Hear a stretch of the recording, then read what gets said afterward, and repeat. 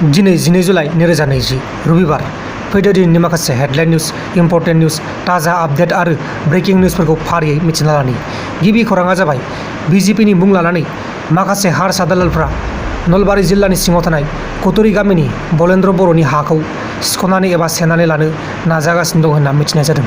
आरो नैबे नुबाय थानायानो जाहैबाय बलेन्द्र बर'। हाया गासै 12 बिघा। बिजय डेका आरो नब डेका बिसोर सानै दालालफ्रा बिथां बलेन्द्र आदानि हाखौ सिख'नो नाजादोंमोन। लोगोसे गुवाहाटियाव मैगं थाइगंनि बेसेनखौ फिक्स खालामना होनाय जाबाय। मैगं थाइगंनि बेसेनखौ लानानै गुवाहाटियाव गोबां दावराव दावसि जागासिनो दंमोन। दा बे जाथायखौ लानानै जिंखानि बेसेनखौ 90 रांनिफ्राय 45 रां, पटलनि बेसेनखौ 80 रांनिफ्राय 40 रां खालामनाय जाबाय। आरो नै स्क्रिनशट देखायदों आङो, नोंथांमोना नायबानो जाबाय माखासे मैगं थाइगंनि बेसेनफोरखौ। दानिया फैदो गुबुन खौराङाव। गुबुन खौराङा जाबाय सलमान खाननि ओंखारनो गोनां गोदान राधे योर मस्ट वान्टेड 5 सावथुननि शुटिंखौ जागायबाय होनना बुंनाय जादों। बे सावथुनखौ बिहाराव देखायनाय जानाय नङा। लोगोसे प्रभास बिथांनिबो गोदान सावथुन ओंखारनो थांगासिनो दङ। सावथुननि मुङा जाबाय राधे श्याम।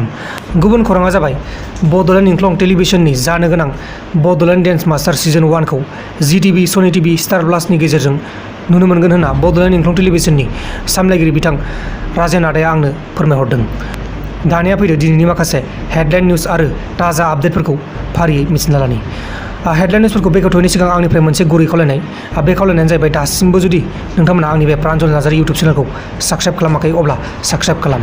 गिबि हेडलाइन निउजआ जाबाय रन्जन दैमारि सारखौ मोजाङैनो मोजां देहा फाहामथाय होगासिनो दं होनना मिथिनाय जादों। खोनानाय बायदिब्ला दासिमबो बिथाङा एसे लोमजागासिनो दं होनना खोनादों। गुबुन हेडलाइन निउजआ जाबाय गुवाहाटियाव एबा कामरुप मेट्र'आव आरोबाव गोदान लकडाउन सप्तासेनि थाखाय बारायबावगोन होनना मिथिनाय जादों। दा बेलासियाव मोजाङै क्लियारै मिथिगोन।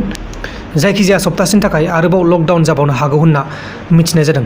गुबुन हेडलाइन निउजआ जाबाय दैबानानि जेंनाखौ थाबैनो सुस्रांनो थाखाय गिदिर इन्जिनियारफोरखौ लानानै नायबिजिरनांगोन होनना बुंदों। मा जायो नायनोसै, जेब्ला आपडेट फैयो अब्ला आं फोरमायगोन। लोगोफोर, दिनैनि फुंबिलिनि रादाबफोरा बेखिनिल'मोन। जुदि नोंथांमोना आंनि बे भिडिअखौ मोजां मोनदों अब्ला भिडिअखौ लाइक खालाम। लोगोसे चेनेलाव गोदानबा चेनेलखौ साबस्क्राइब खालाम। दा बेलासियाव मोनसे रादाब फैगासिनो दं। बेलासिनि रादाब नोंथांमोना नायबानो जाबाय। बाय बाय। खुलुमबाय, आं रिंकु मनि नार्जारी। बड'लेण्ड इंखं टेलिभिजननि स्टुडिअ'निफ्राय फोसावनो सिगांदों मोनसे गोजोनथाव खौरां।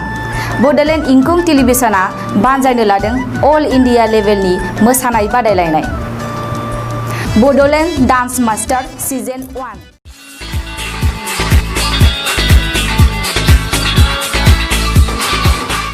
आं दिनै नोंथांमोननि सिगाङाव फैनायनि मोनसे जाहोन दङ। माने बड'लेण्ड इंखं टेलिभिजनआ नोंथांमोननि गेजेराव मोनसे मोजां हाबाफारि लाबोदों। बे हाबाफारियानो जाहैबाय अल इन्डिया लेभेलाव मोनसे मोसानाय